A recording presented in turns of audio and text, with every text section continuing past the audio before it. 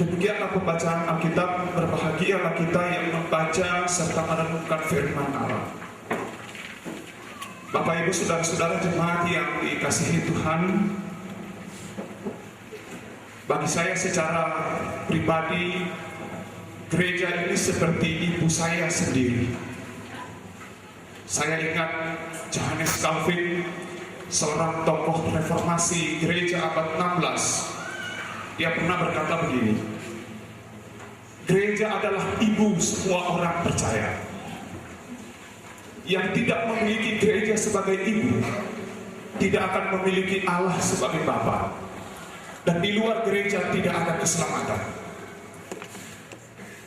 Nah, jika gereja adalah ibu semua orang percaya sebagaimana dikatakan oleh Calvin, maka saya telah mengalami dan merasakan sendiri peran gereja sebagai ibu itu di gereja ini.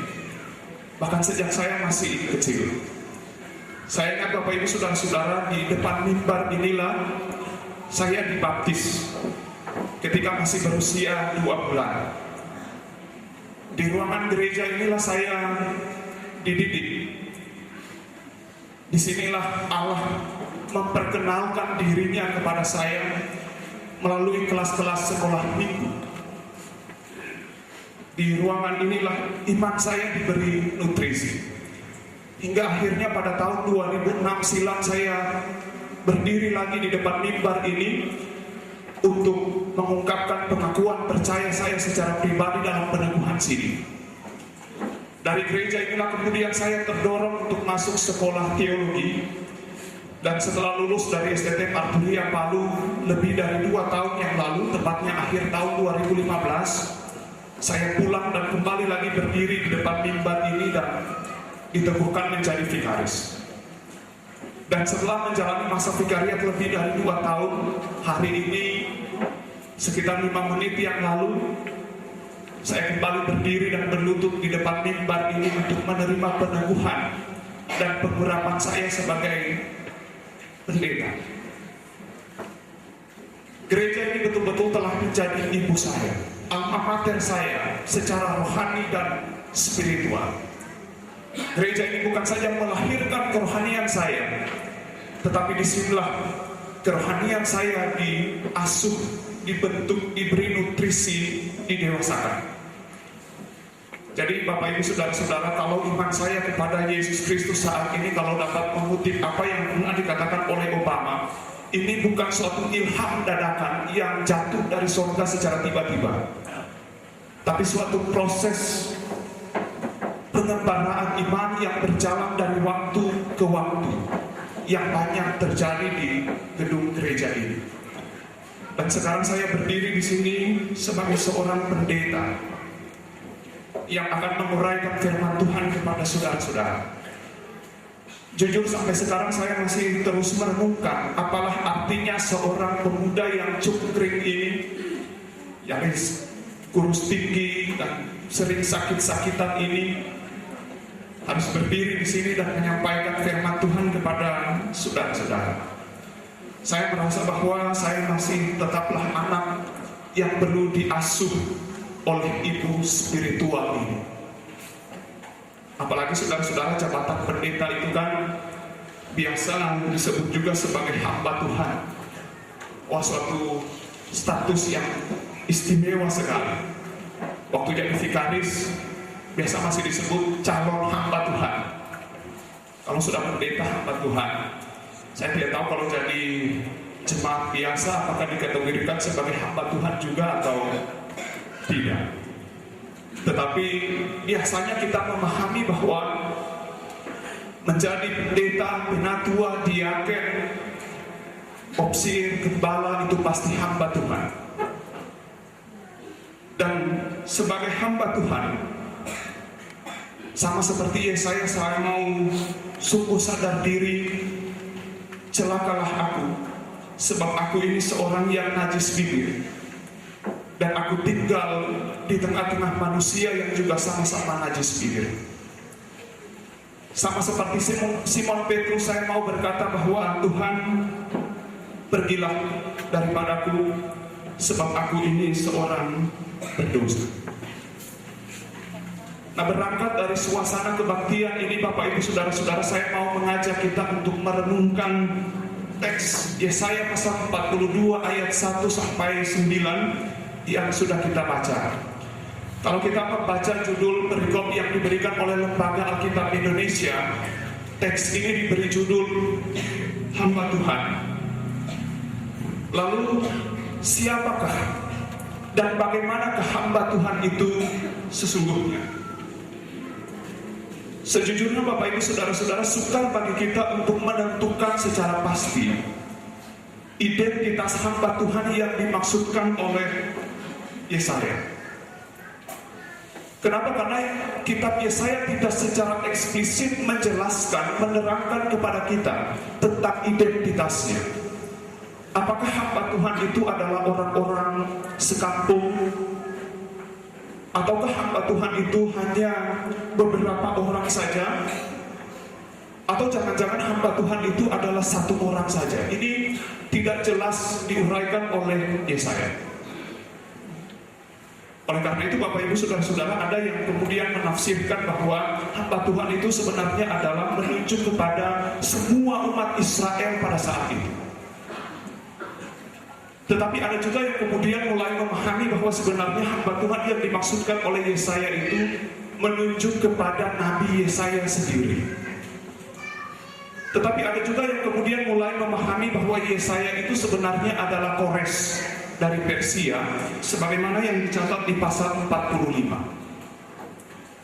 Bahkan ada yang kemudian mulai memahami bahwa sebenarnya hamba Tuhan itu menunjuk kepada Yesus Kristus. Ini berdasarkan ciri hamba Tuhan yang dicatat di pasal 53 dari kitab Yesaya. Kenapa terjadi pandangan yang berbeda-beda seperti ini? Karena sudah dari pasal 40 sampai dengan pasal 55 dari kitab Yesaya selalu menyuarakan tentang hamba Tuhan dengan penekanan yang berbeda-beda. Kalau kita membaca di pasal sebelumnya, mari kita memperhatikan di pasal 41 ayat 8 dan 9. Hamba Tuhan di situ menunjuk kepada semua umat Israel secara keseluruhan. Ini pasal 41 ayat 8 dan 9. Saya membacakan yang tertulis seperti ini. Tetapi engkau, hai Israel hambaku, hai Yakub, yang telah kupilih keturunan Abraham, yang kukasihi, engkau telah kuambil dari ujung-ujung bumi, dan yang telah kupanggil dari penjuru-penjurunya. Aku berkata kepadamu, engkau hambaku, aku telah memilih engkau dan tidak menolak aku. Jadi, berdasarkan teks ini, hamba Tuhan itu menunjuk kepada keseluruhan umat Israel. Tetapi saudara-saudara, di pasal 49, kalau kita melihat, khususnya di ayat 1 sampai dengan ayat yang ke-6, pengertian hamba Tuhan itu dipersempit menjadi perorangan. Jadi tidak menunjuk, teks ini berkesan tidak menunjuk lagi kepada semua orang Israel, tetapi menunjuk kepada perorangan. Kenapa menunjuk kepada perorangan? Karena di dalam teks itu hamba Tuhan tidak menunjuk kepada orang banyak, melainkan menunjuk pada orang pertama tunggal, karena dia menggunakan kata aku. Jadi hamba Tuhan itu menunjuk kepada perorangan. Sehingga ada yang kemudian mengartikan bahwa hamba Tuhan itu adalah Nabi Yesaya sendiri. Lalu saudara-saudara, di pasal 53, pengertian hamba Tuhan ini semakin memuncak dan istimewa, karena hamba Tuhan itu dicirikan secara khusus sebagai oknum yang menanggung penyakit dan kesengsaraan kita. Coba kita lihat di pasal 53,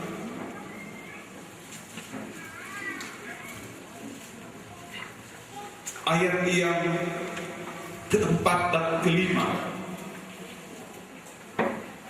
Kita baca secara bersama-sama. Yesaya 53 ayat 4 dan 5. Kita mulai. Tetapi sesungguhnya penyakit kita lah yang ditanggungnya, dan kesengsaraan kita yang dipikulnya.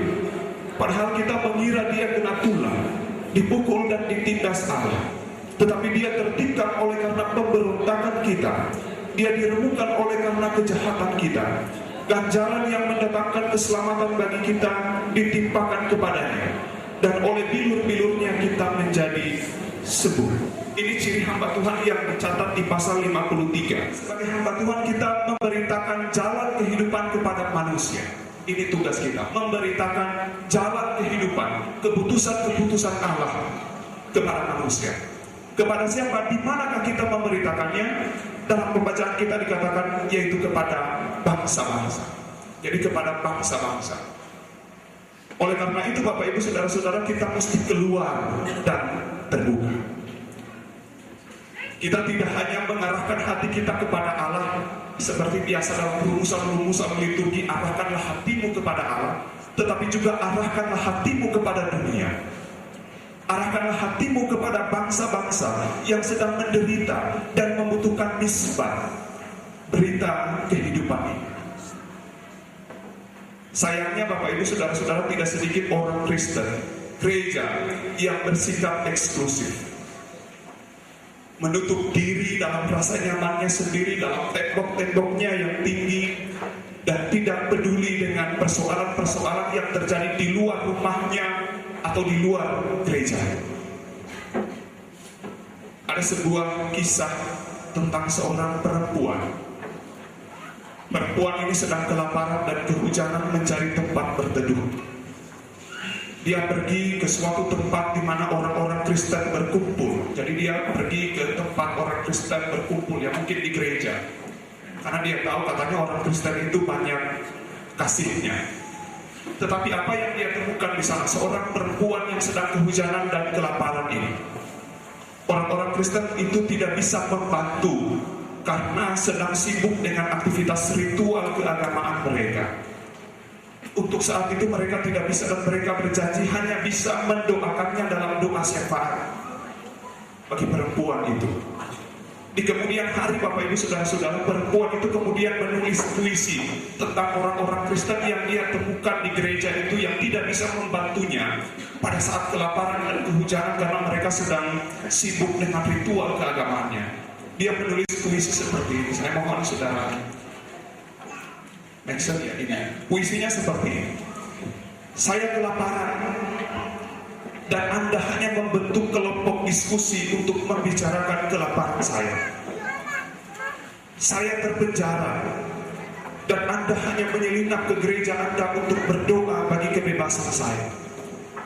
Saya telanjang dan Anda hanya mempertanyakan dalam hati kelayakan penampilan saya. Saya sakit dan Anda hanya berlutut dan menaikkan syukur kepada Allah atas kesehatan Anda. Saya tak mempunyai tempat berteduh dan Anda hanya berkhutbah kepada saya tentang kasih Allah sebagai tempat berteduh spiritual. Saya kesepian dan Anda hanya meninggalkan saya sendirian untuk berdoa bagi saya. Anda kelihatan begitu suci, begitu dekat kepada Allah, tetapi saya tetap amat kelaparan dan kesepian dan kedinginan. Saya tidak tahu apakah ini kisah nyata atau tidak, tetapi membaca puisi ini bagi saya ini sebuah ironi. Kenapa? Karena kita menyangka bahwa tugas sebagai hamba Tuhan hanya berlaku di gereja ketika menjadi pendeta, penatua atau diaken. Kita berpikir bahwa sejatinya ibadah hanya berlangsung di dalam ritual gereja, yaitu ketika kita menyanyi dan berdoa. Dari pintu ini kita akan menemukan selamat memasuki ruang ibadah. Artinya, ketika kita melangkahkan kaki kita keluar dari ruang ibadah ini, sebenarnya kita baru saja memasuki ruang ibadah yang sesungguhnya, yaitu dunia. Fransiskus dalam suratnya yang disebut sebagai surat apostolik yang pernah dia tulis, dia pernah menulis seperti ini. Saya lebih suka gereja yang memar, terluka dan kotor karena telah keluar di jalan-jalan, daripada gereja yang sakit karena menutup diri dalam nyamannya sendiri dan melekat pada dirinya sendiri. Semoga kita menjadi hamba-hamba Tuhan yang tidak terkurung dalam benteng-benteng gereja kita sendiri, tapi keluar ke jalan-jalan, rela berparut-parutan, lecet dan kotor, karena kita menunjukkan kepedulian dan cinta kasih kita kepada dunia yang membutuhkan ispan ini lewat seluruh kehidupan kita dan kesaksian hidup kita. Tuhan kiranya menolong kita dan memberkati kita. Amin.